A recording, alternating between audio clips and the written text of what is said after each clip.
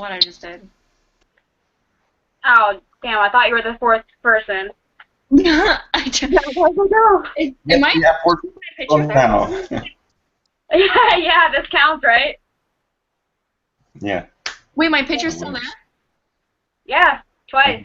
What did I do? I have no idea what you did. How do I stop I it? didn't do anything either, so. I barely know how to work this, so you're asking the wrong person. Oh, okay. I'm gone. Alright. Let's just do this. It's 8:15. Okay.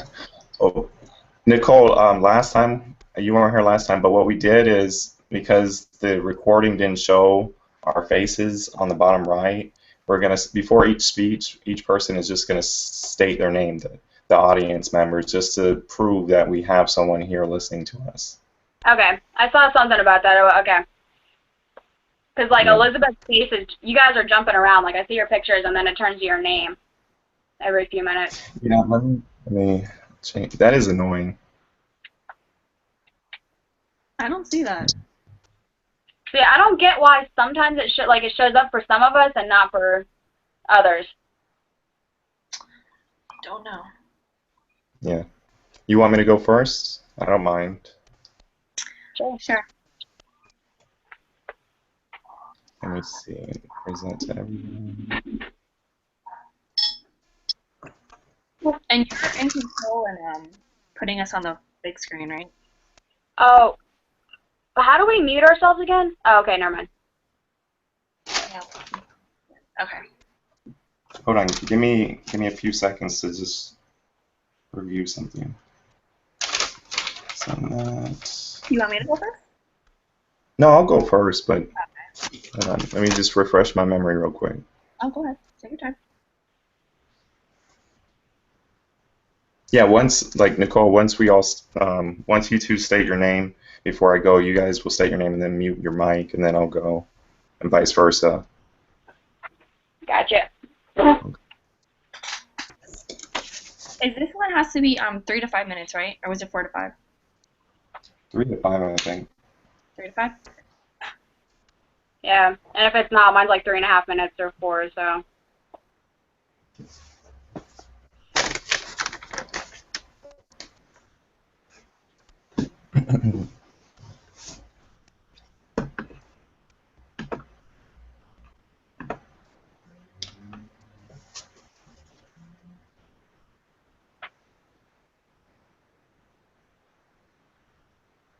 Okay, I'm ready. So.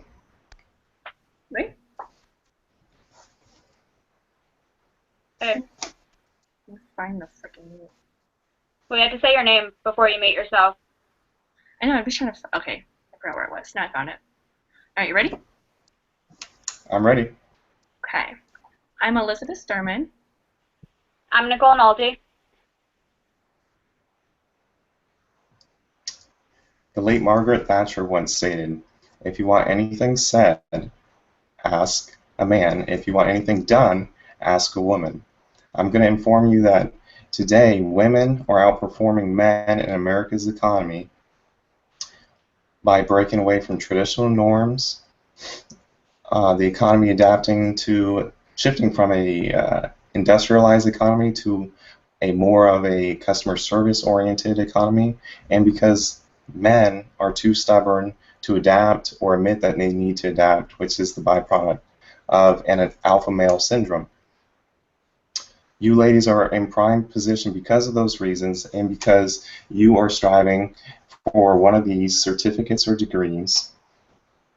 I have read and researched some authors and columnists that all share these same ideas,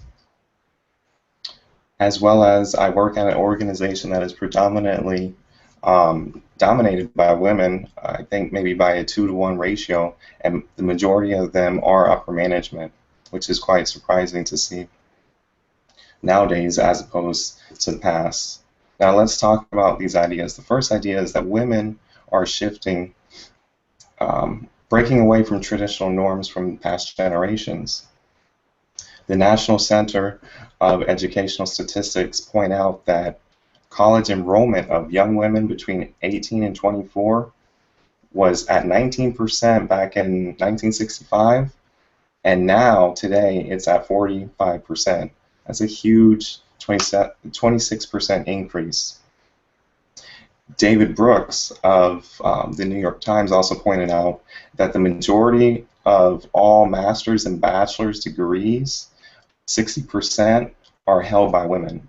Women are no longer viewed as primarily a housewife. They are going out and doing things, and they're not relying on men to bring in the majority, if not all, of the household income. Now, the next idea is relating to the alpha male syndrome. Men seem to be too stubborn to adapt or admit that they need to adapt to these changes in the economy. The National Center of Educational Statistics reported that from 1965 to today, there's only a 5% increase of men entering educational institutes. That's a huge difference. 5% to women up at 26%. Author Hannah Rosen, who wrote the book The End of Men, wrote that men struggle to admit that they need help and are too embarrassed to admit it. Author Kate Lundman of the Alpha Male Syndrome pointed out that men have a difficulty controlling their competitiveness, attitude, and patience, all the things that women excel at, you know. The next idea is that America is shifting, or has shifted, from an industrialized economy from the past to a more customer service-oriented economy nowadays. The U.S. Bureau of Labor Statistics reported that out of all the women in the workforce, 45% are women now, from back in 1975, where it was only 19%. Author Kate Lundman of the Alpha Male Syndrome also reported that women place a higher standard on cooperative relationship building skills as well as networking skills, all which is required in this ever-evolving economy. In conclusion, women are breaking away from traditional norms of the past. The economy has shifted from that industrial economy to a more customer service oriented economy, and men are, quite frankly, too stubborn to adapt or having difficulties adapting. It's only a matter of time where women outnumber men in the workforce, and it wouldn't surprise me centuries from now if men are extinct from the workforce. So whether you are striving to attain your degrees or certificates in order to become successful, one must seize this opportunity of the economy.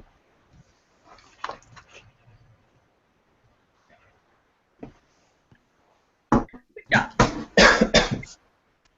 He's a lot of stuff. I know, right? He made Yes, me I know. have only one. Ooh, Okay, I'll all go those next. stats are my voice age. Okay, who wants? Who's gonna go second? I Go think next. if you want to do. Yeah, I'll go next. Just get this over with. Sure. Okay, let me switch. You did very good, by the way. Thank you. Okay, wait, let me pull a timer. I know.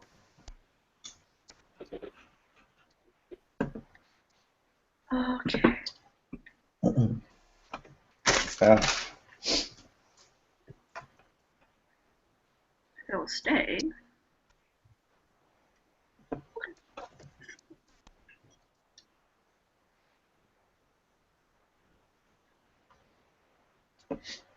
I'm ready whenever you are. Okay. This is Johannes Traister. I'm Nicole Nolte. Today, I'm going to make aware of the risk that comes with the abuse of prescription drugs. Drugs that are meant to be controlled and monitored and used for various aspects of pain. It is very important for one to understand the risks that come with the abuse of prescription drugs, as unfortunately one of my family members has overdosed from the abuse of prescription drugs. The abuse of prescription drugs is very common and is becoming increasingly popular, especially among the youth. And when used correctly, it can help an individual. However, it can be abused easily. With that being said, today I'm going to discuss the intended use of prescription drugs, how it is becoming increasingly popular among the youth, and the many risks and side effects that come with it. First off, the intended use of prescription drugs is for certain individuals who need it, who have pain or symptoms and certain diseases. When used incorrectly, etc., abusing them, it can lead to many aspects. Crap. Can I start this over? I want to start over. I call recall. You have to say your name again.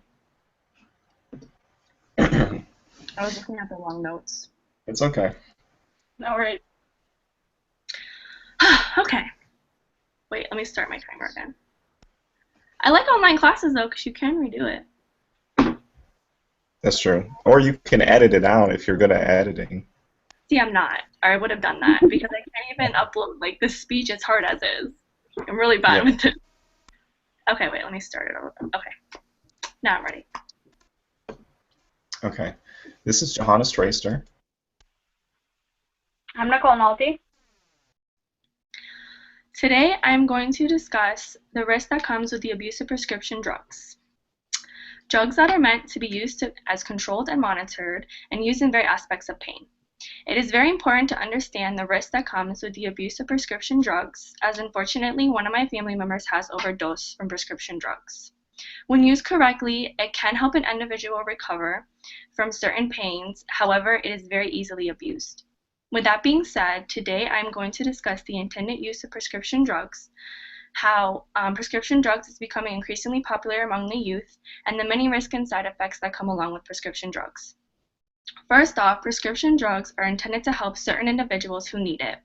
They are prescribed by a doctor or professional healthcare individual for individuals who feel that they need it in certain pains or they're feeling certain symptoms from certain diseases. When used correctly, it can help an individual recover from it. However, it is easily abused. Each prescription drug has a certain dosage prescribed to it for that certain individual. For example, a man has a different dosage for the same prescription drug than a woman. Another example would be a skinny person to a big person. Even if it's the same prescription drug, it has different dosage amount in it, so it can, if switched around, can affect an individual even if it's the same. On top of that, prescription drugs and the abuse of it has become increasingly popular, especially among the younger generations. I believe so because it's becoming easier to access, as in my family member's case, it was right in my grandmother's cabinet for her to grab whenever she pleased. With that being said, over-the-counter medications are also becoming commonly abused, as they are easier to access when anyone can walk into a drugstore and grab it from an aisle and pay for it. According to drugfreeworld.org, in the U.S., 2,500 individuals ranging from 12 to 17 will try and abuse a prescription painkiller for the first time. That's a huge amount. With that being said, prescription painkillers are becoming more abused than regular street drugs like cocaine and marijuana. As a result, prescription drugs, when abused, have many side effects that come with it. One, it can be very addicting and can cause the person to never stop using them. With that being said, they can use it every single day, and eventually, as their body's not meant to be taking it, can overdose and result in death. Another thing is it can lead to criminal records, as it can become permanent, which leads to more criminal activity and can hinder your future, as it's harder to find a job and basically live your life with a criminal record.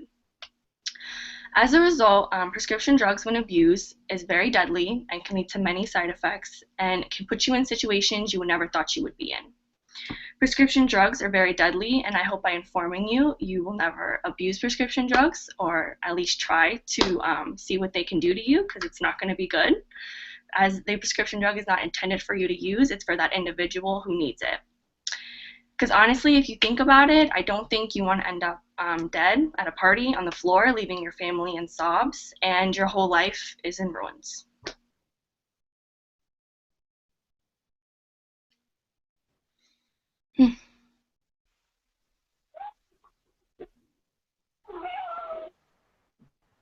Good job. Good. Okay. Bravo. Okay. I notice I stutter a lot with these things. These are annoying. I do too, no worries.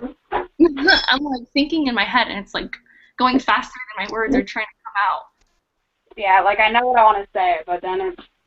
Right? And then I start stuttering and I'm like, shit. I'm like, I swear you know what I'm talking about.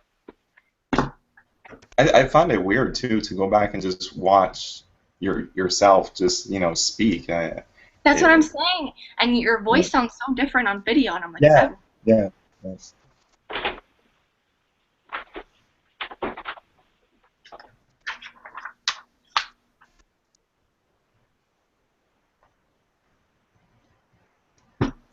Check your phone. Go. Okay.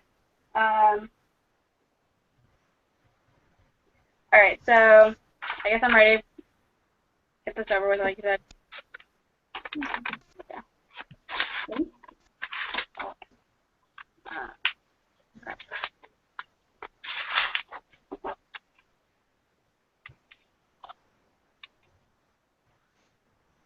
Okay.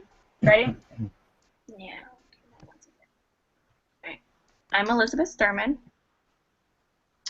And I'm Johannes Traister. I'm here to inform you today about how global warming impacts the coastlines with particularly coral reefs and tropical regions.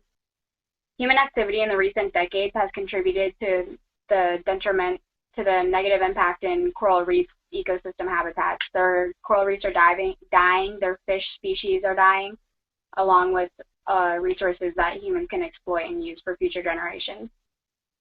We must preserve and conserve these ecosystems in order to make use of them later on down the road. We need the coastlines for many reasons. Coastlines provide natural resources, making them valuable for natural capital. Natural capital is when they have value to humans, and natural resources is exactly what it sounds like. It's resources that are naturally occurring, like coral reef and the food that we get from them, like the tropical fish, which produce sand because of the parrotfish, things like that. Natural capital is a graph right here, explains the cycle of natural capital and shows how the system regenerates itself without human intervention. But with too much human intervention and pollution, the cycle is disrupted and it doesn't go back and it doesn't reset itself. Another reason that we need it is for medical advances. We're constantly finding new medical research throughout the coral reefs and throughout coastline ecosystems. With most of the oceans undiscovered, coral reefs contain a lot of that. They're the tropical rainforests of the oceans, and because of that, they contain most of the species and most of the life of fishes and coral reefs and mammals even. Because of that, a lot of people will say that the cure to cancer is hidden in coral reefs. Another reason why we need them is simply aesthetic values. Billions and billions of dollars is linked to coral reefs in the coastlines throughout Florida, predominantly, Australia, New Zealand, the rest of North America, Central America, and South America depends heavily economically on coastlines. Without them and with dead fish floating around, you don't really want to go visit them. We lose surfing and tourist income. The reason why we're damaging them is CO2 emissions, carbon dioxide. The ocean is naturally the largest reservoir on the planet for carbon, and because of that large space, it naturally takes up more when it's dropped through precipitation. Carbon goes into the atmosphere through emissions like cars and fossil fuel factories like power plants, and produces acidic rain and precipitation, and it falls back into the ocean through runoffs and groundwater. The coral reefs don't take well to this because they rely on specific parameters within the pH of basic and acidic level, and once that's broken, they die. It's called coral bleaching, and they turn white, and we can no longer exploit their resources and use them for human benefit. Another thing is CO2 is a greenhouse gas. If we're not directly impacting them because of acid rain, we are indirectly affecting them by melting the ice caps. Coral reefs can only live within certain parameters of depth, including tide fluctuations. So high tide and low tide, when the ice caps melt, they're automatically going to be deeper. photosynthesis isn't capable for these coral reefs, and thus they die. For a greenhouse gas, try to get this to work. I don't know if it will, though, to explain a greenhouse gas.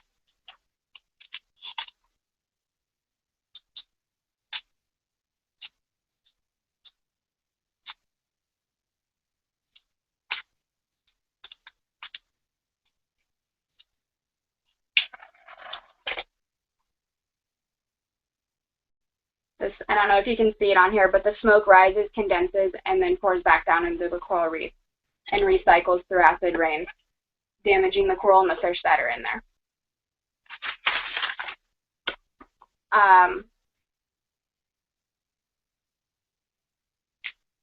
Like I said, coral reefs operate within very specific ocean levels, and once they're exited, their species can't survive in that anymore. Because of that, we lose medical research, we lose aesthetic value, and thus lose tourist industry, and we also lose a natural service. So natural service allows us to be protected from hurricanes, tsunamis, and even like water spouts. Coral reefs absorb these loads. In order to protect these, humans, as a call to action, we need to reduce our CO2 emissions by getting eco-friendly cars, something as simple as carpooling or walking to work if you live close, and putting laws and restrictions and regulations and enforcing those that have not been enforced in the recent years, and putting them into place for factories like in places like auto car factories. Yeah. I'm good. Good job. What were you trying to do with the cup? I guess it doesn't show up on the camera, but here, like the smoke goes up, and then it like condenses at the top, and then it drips down. But I don't think it shows up on the camera. So, No, I saw the match. I saw some smoke, but I didn't condense. So I guess it didn't work on the cameras, but it worked. Like, it doesn't matter that I can see it here because the professor's not going to be able to see it. But it was other. Good job, though. Thanks. Okay. Okay. So now we have to what? Wait again for 10 minutes for it to show up on YouTube? Yeah, I would say 5-10 minutes. It didn't take that long last time. And I forgot how you do it again. How do you make it your own video? What website do you go to? Do you still have the message I sent? Or no? I can resend it again. Oh, no, I think I have it. Not in my inbox. Okay. I can send you, last time, Nicole, I sent everyone a message, something that the professor posted on how to transfer, how to save the YouTube video to your computer and then upload it as yours, and then you can edit it yourself. So everyone, I guess it worked for everyone. I saw something about that, but it wouldn't come up. If you could, do you have the link offhand? It was a message, but I'll resend it. I'll send it to you, and then I'll include the link for this video once it moves over to YouTube. Okay, because that's hard for me to pull it up right now. If it's on. Yeah, thank you. So. Okay. I guess with the fourth person, we're just gonna tell them they just never showed up, right? Yeah, I mean they said that they could meet either night, so we had 4 people. So I'll just put that in the comment section of the assignment, you know. Yeah. Oh, okay. I was gonna ask where you do put that at. I forgot the comment section. Yeah. I mean, I'll put that too. Okay, then I'll also put that. Okay. That's it though. I mean, give me like maybe 10-15 minutes for the video to transfer, and then I'll send you that message through Blackboard. Okay. All right. Thank you. And you too, Elizabeth. All right. So, good job, guys. All right. Thanks. Not Good job. you. All right. All right. Bye. Bye.